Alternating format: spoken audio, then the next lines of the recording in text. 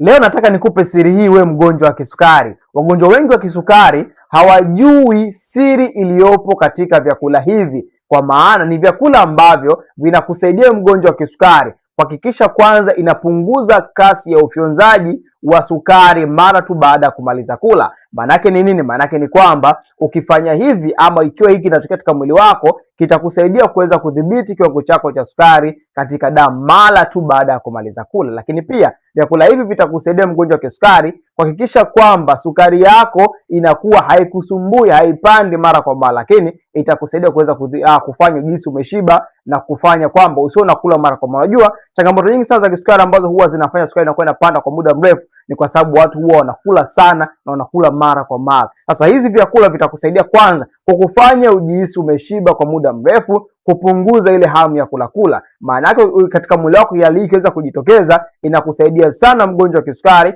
kuhakikisha kwamba una uwezo wa kudhibiti kiwango chako cha sukari katika damu. Unahitaji kuweza kufahamu vyakula hivyo? Hakikisha una comment hapo ni chakula gani, na video inayofuata nitakuelimisha.